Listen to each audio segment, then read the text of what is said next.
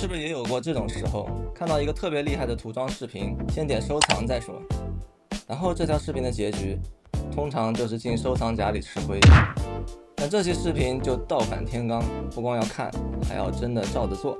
我准备从配色到技法尽量复现 Jose 的一期涂装视频。复现模型用的是来自 Warcraft 的 Aggressors，Jose 用的是拿大剑这一款，那我就选择指点江山这个造型，这样我既不会完全照搬，也能确认涂装方法的泛用性。首先是预制阴影，我自己以前的做法其实比较简单，找一支 0.5 口径的喷笔，从模型上方大概45度喷一遍，顶多就是上半身喷得厚一点。但 Jose 的处理方式明显更细，他会用更小口径的喷笔，针对不同材质单独去补高光，尤其是 NMM 的部分，会在这个阶段先把明暗区域区分出来，这也是我一开始就感受到的第一个差别。它并不是先把明暗大关系喷出来就结束了，而是从一开始就在为后面的材质表现做准备。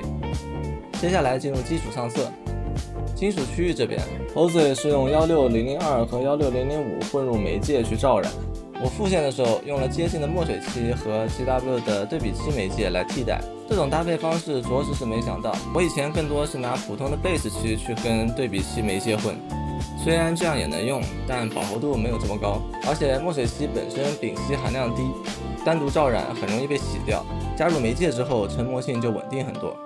这个搭配我觉得很值得学习。后面面部皮肤用11083去罩染，衣服用大红加11042去铺颜色，这一步其实需要很小心，这种类似对比漆的打底方法，只要画错一步就很难修改。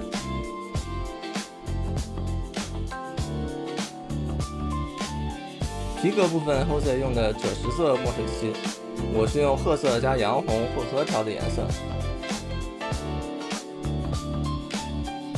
像皮带这种特别窄的地方，笔上的漆量一定要控制好，多了会溢色，少了又会产生难看的笔痕。黄金 NMM 先用11123去覆盖，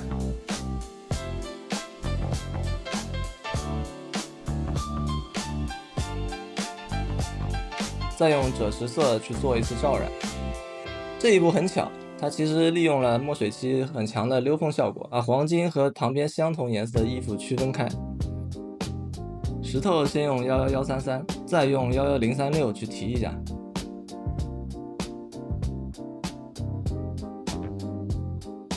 金属 NMM 的部分则开始用11169做提亮和勾边。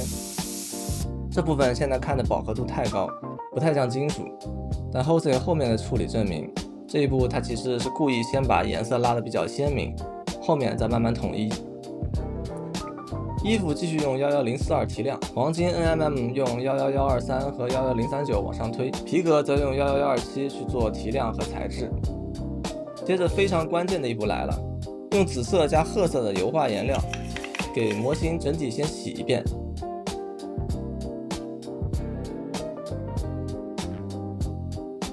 再用白精油把高光区域擦出来。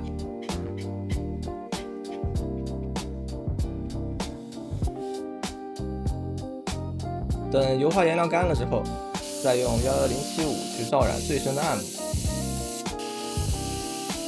这其实是在快速打一个非常清晰的底稿，高效率的把模型的大致明暗关系和配色方案建立起来。接下来就是把每个部位拉出来精修。先说钢铁盔甲 NMM 这一块，主要还是围绕11169和11055去做提亮，一开始偏冷，后面逐渐往暖色拉，再不断加亮，最后补高光。暗部则用11272加11270。画 NMM 的时候，真的不能只顾着一味提亮，一定要保留住一部分底色。这里我自己是把之前留的暗部压掉太多了，对比没有完全拉起来。布料这边基本就是围绕11036和11042一层层往上提。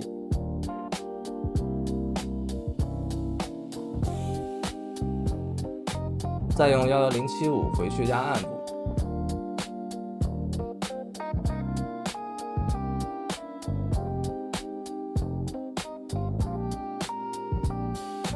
皮革部分则是11127加11055。之后再加一点偏橙的颜色继续提亮。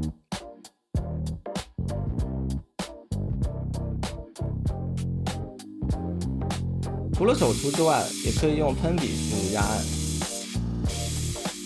Jose 处理皮革不是单纯的画亮，而是在一边塑造材质，一边持续调整颜色氛围，这一点与我一直以来的画法不谋而合。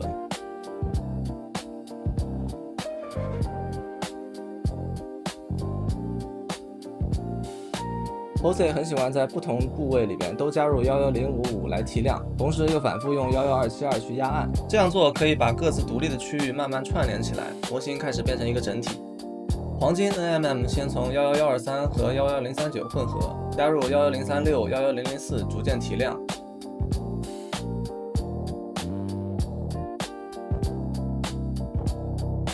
再用11272压暗部，最后点缀高光。武器会继续通过冷暖颜色去调整金属的感觉。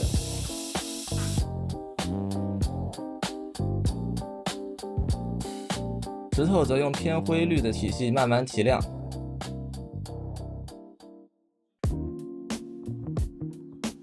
地台这边有个我很喜欢的小细节，就是它会在草粉上用11055去干扫提亮。这一步做完以后，草地的颜色层次一下就丰富了很多，不会只停留在一个单调的绿色上。这样整个复线就算是完成了。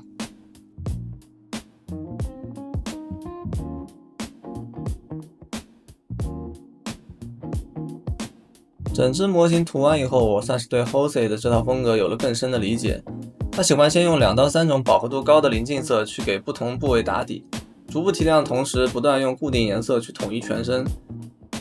我发现涂装高手往往一开始就在规划哪些颜色先放开，哪些后面再统一，最后让整只模型既鲜艳又不乱。这一点对我来说比单纯学会某一种技法更有收获。喜欢这类涂装视频的话，欢迎点赞关注，我会持续更新自己的涂装过程。下期再见。